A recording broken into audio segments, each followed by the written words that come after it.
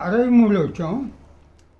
65లోను 65లోను కృష్ణమాచారి గారు PhD, Tenali Ramakrishna PhD చేయడానికి PhD చేస్తున్నారు. ఆ పిహెచ్డి చేస్తూ వైర్లెస్ కాలనీలో ఒక రామాలయం ఉంటే రామాలయంలో ఒక చిన్న స్కూల్ ఏర్పాటు చేశారు. ఆ రామాలయం స్కూల్లో మొట్టమొదట చేయవలసింది ఏంటంటే రామాయణ బాలకాండ చదవటం. ఆయన ఏం చెప్పాడు, ఆ బాలకాండ అక్కడ రామాయణ విశ్వాచార్య ఎలా చెప్పారంటే ఏడు బొమ్మలు చెబుతూ నేను ఆ సప్తమూకిని ప్రథమ వ్యక్తి, ద్వితీయ వ్యక్తి, తృతీయ వ్యక్తి, చతుర్థి వ్యక్తి, పంచమీ వ్యక్తి, షష్ఠమీ వ్యక్తి, సప్తమీ వ్యక్తి, అందు ఇందు నా ఐఆమ్ దట్ సెవెంత్, అదే సెవెంత్ విభక్తి ఏమంటారు మర్చిపోయాను. నేను ఆ 7వ విభక్తిని అక్కడ పాటలు చదువుతుంటే వీళ్ళు కూడా మా పెద్ద అబ్బాయి వెళ్ళి బాలకాండ మొట్టమొదటి చదివేవాడు. బాలకాండ ఆయన వచ్చి చెప్పేది ఏంటంటే ఎవరో మిగతా స్కూల్ టీచర్స్, ప్రత్యేకమైన టీచర్స్ లేదు, నేను కూడా వెళ్ళి ఆ కిండర్ గార్టెన్ దానికి నేను ఏదో చెప్తుండేవాడిని. అది ఉదయం 7 నుంచి 9:30 వరకు అదే స్కూలు, డైలీ స్కూల్. అంచేత ఆయన తర్వాత తెలిసింది ఏంటంటే ప్రతి శుక్రవారం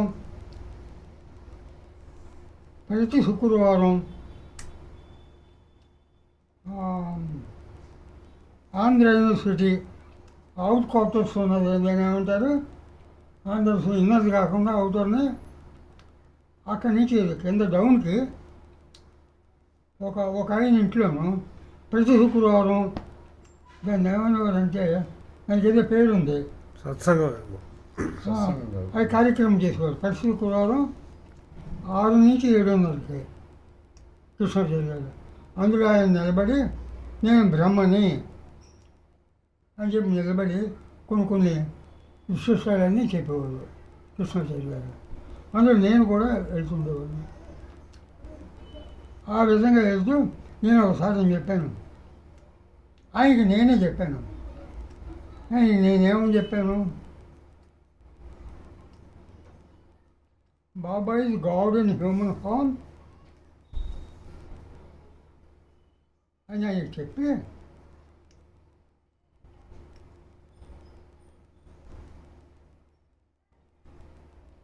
ఆయన ఇంకోటి ఇంగ్లీష్లో మర్చిపోయాను, ఆయన పాపాలన్నీ క్షమించాడు అని ఆయన చెప్పాను. Yes, I know. Lord Maitreya Lord Maitreya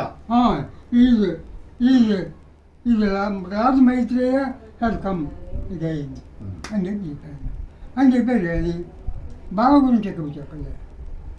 ఎందుకు చెప్పలేదంటే అప్పుడున్న ప్రజలు, ఆ వాతావరణం, ఆధ్యాత్మికత అలా ఉంది. సంవత్సరం 11, 12, 13 ఈ రెండు ఇటువంటి తిథులు అంటే శూన్య తిథులు అంటారు.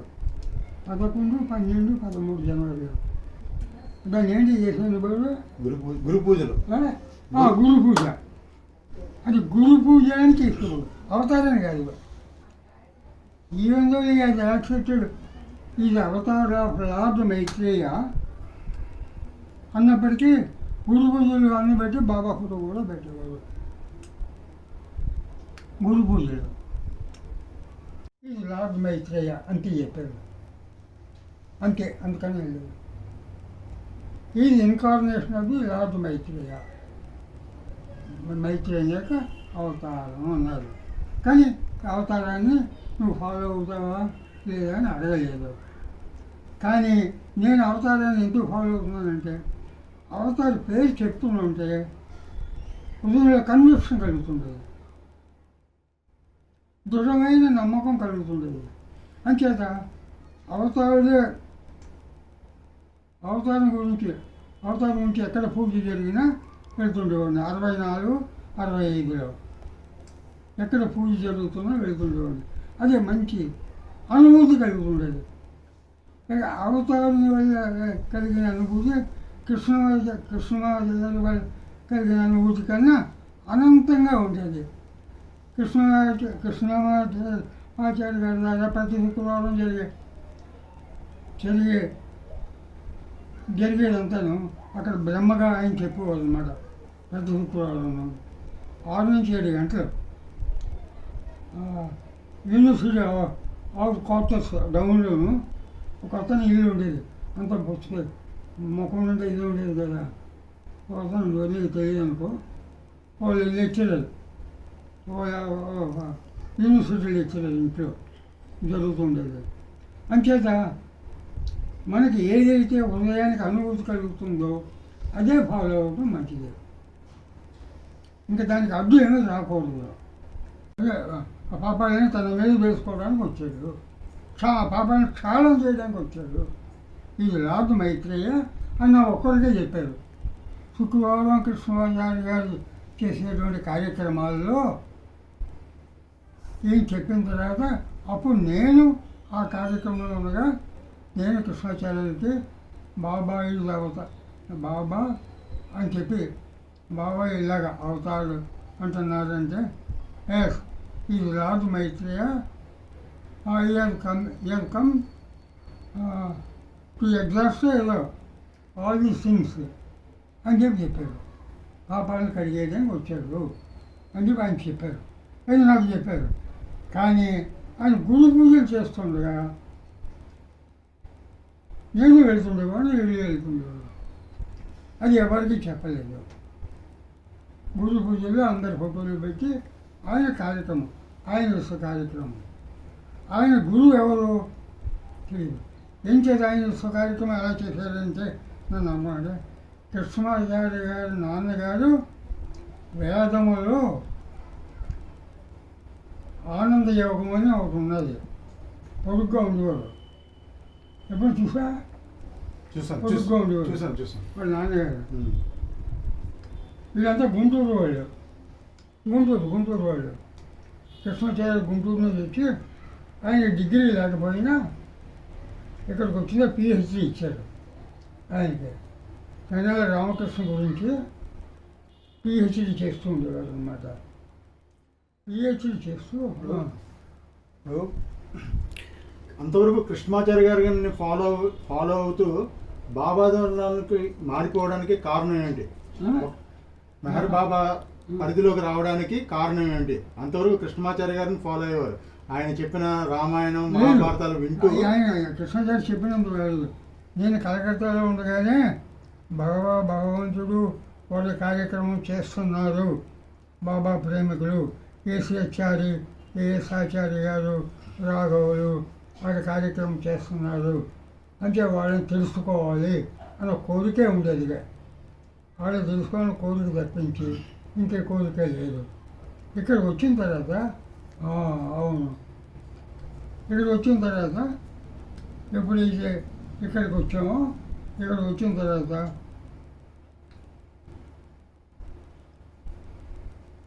తర్వాత చూసాను బాబాని 65 మేలో. బాబాని చూసింది 65. అంతకు ముందే 63 ఇక్కడికి వచ్చిన తర్వాత బాబా 63 ఆచార్య గారు ఇచ్చిన ఒకటి డ్రీమ్స్ అది చదివిన వెంటనే yes is God in human form అని కన్విక్షన్ నాకు వచ్చింది. అంచేది అప్పుడు ఈయన గురించి తెలుసుకోవాలి. ఇప్పుడు నా చిన్నప్పటి నుంచి భగవంతుని తెలుసుకోవాలని కోరుకుంటుంది కదా. భగవంతుని ఇంకా ఏ పుస్తకాలు ఉన్నాయో అవి చదవడం మొదలెట్టాను. అప్పుడు ఆ పుస్తకం ఏంటంటే the everything and nothing. The everything and nothing. అదే నిరంజన్ సింగ్ మల్హోత్రా అనేటువంటి వాడు 52 ప్రశ్నలు సమాధానం ఇది ఇచ్చాడు. ఆయన భగవంతుడు, ఆయన తలుచుకుంటే చాలా ఆనందం కలుగుతుంది. అంతకన్నా కావాల్సింది ఇంకేంటి, అంతకన్నా కావాల్సిందేంటి? అయితే ఆయన పిలిస్తే కానీ ఎవరు వెళ్ళడానికి వీల్లేదు. ఇది 63లో సంగతి, 63లో సంగతి. 63 నుంచి ఇక్కడికి వచ్చిన తర్వాత 63 నుంచి ఒక్కొక్క ఇంట్లో బాబా భజన జరుగుతూ ఉండేది. ఆ భజనకు వెళ్తుంటే ఆనందంగా ఉండేది. అంటే ఏంటంటే బాబా కనిపిస్తున్నారు కదా, అంటే బాబా గురించే తెలుసుకోవాలి, ఇంకెవరి గురించి తెలుసుకోవాలి. అయినప్పటికీ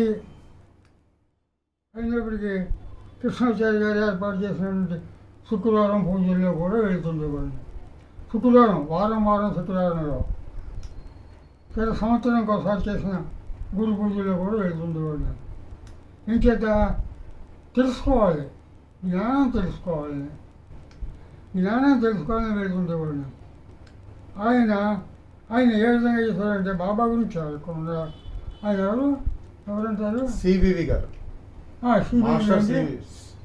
సివివి ఏంటి పేరు? పూర్తి పేరు తెలియదు. కంచుపల్లి వీర వెంకట స్వామి, అది నాకు పూర్తిగా తెలియదు. మాస్టర్ సివివి ఆయన గురువుగా పెట్టి మిగతా ఫోటోలు అన్నీ పెట్టేవాడు గురు పూజల్లో. ఈయన అలా ఎందుకు పెడుతున్నారంటే అది ఆయన ఇష్టం. నాకు రాదు అయితే అని చెప్పి పాపాలు కడిగేసని చెప్పినా ఆయన ఇష్టం ప్రకారం ఆయన చేస్తున్నాడు. 11, 12, 13 ఈ శూన్యతిథిలో భగవంతుని ఆరాధిస్తే ఆయనకి చాలా దగ్గరగా ఉంటాము అని చెప్తుండేవాడు, కన్విక్షన్ చెప్తుండేవాడు. మీకు మొట్టమొదట బాబా గురించి ఎలా తెలిసింది, ఎవరి ద్వారా తెలిసింది? మెహర్ బాబా గురించి ఎవరి ద్వారా విన్నారు? అక్కడ బాబా భగవంతుడు, వాళ్ళు బాబా భజన చేస్తున్నారంటే అవును బాబా భగవంతుడు అయి ఉంటాడు అనే కన్విక్షన్ ఉండదు. అంటే దాన్ని వ్యతిరేకించలేదు. బాబా దర్శనం ఎప్పుడు చేసుకున్నారు? మెహర్ బాబా దర్శనం తర్వాత ఎప్పుడు దర్శనం కాదు. ఎప్పుడు చేసుకున్నారు బాబా దర్శనం? మీకు ఎప్పుడు? 65 మేలో అందరూ విశాఖపట్నం వాళ్ళు అందరూ వెళ్ళాము కదా, 23 మంది. మే 3వ తారీఖు, మే 3, 1960. మే 3వ తారీఖున బాబా అందరినీ రమ్మని ఆహ్వానించాడు. ఎలాగ ఆహ్వానించాడంటే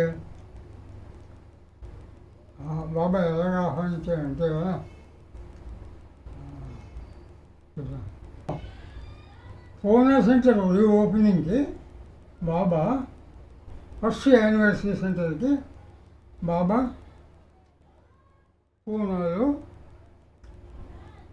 పూనా సెంటర్ ఓపెన్ చేశారు మే 1వ తారీఖుని. మే 2వ తారీఖుని పూనా నుంచి వెళ్ళిపోయే వాళ్ళందరినీ ఆయన పాదాలకి దర్శనం ఇచ్చారు. మే 3వ తారీఖుని విశాఖపట్నం నుంచి వచ్చిన 23 మంది వరుసగా బాబా పాదాలను దర్శించాం.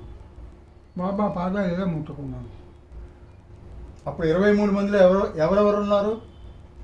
23లోనా ఇతను ఒకడు ఉన్నాడు కదా, రామకృష్ణయ్య, చీపురుపల్లి సెంటర్ రామకృష్ణయ్య ముఖ్యంగా, ఒక హరికత్ దాసు, ఏఎల్ఎన్ రావు గారు కూడా వచ్చారా? ఏఎల్ఎన్ రావు గారు లేడు, రాలేదు. ఏఎల్ఎన్ రావు ఫాలో అవుతుండేవాడు. తర్వాత ఒక హరికత్ దాసు, ఒక సత్యనారాయణ అనేటువంటి కారు ఉండేది. అది భీమునిపట్నంలోనూ ఒక కొండ పక్కన ఇల్లు ఉండేది, కారు ఉండేది.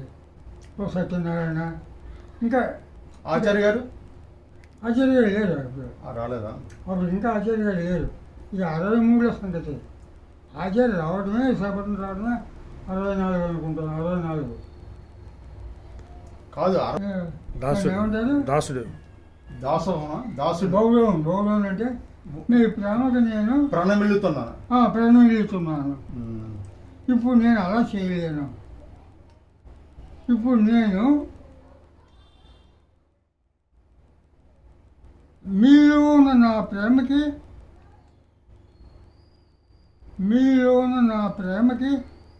ఆలింగనం ఇచ్చేస్తున్నాను. ప్రణమిల్లుతున్నాను.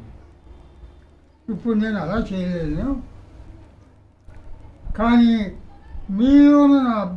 మీలోన నా ప్రేమకి నేను ఆలింగనం ఇస్తున్నాను, ఆయన ప్రణమిల్లుతున్నాను. ఈ వాక్యాలు పట్టుబడ్డాయి. నేను బాబా భగవంతుడు, గాడ్ ఇన్ హ్యూమన్ ఫామ్ అనేటువంటి వాక్యం కనెక్షన్ ఉంది. అదే ఆచార్య గారు ఒక ఇచ్చారన్నా కదా, ఆ బీమ్స్ తోటి ఈయన అవుతాడు. అది ఫస్ట్ కన్వెన్షన్.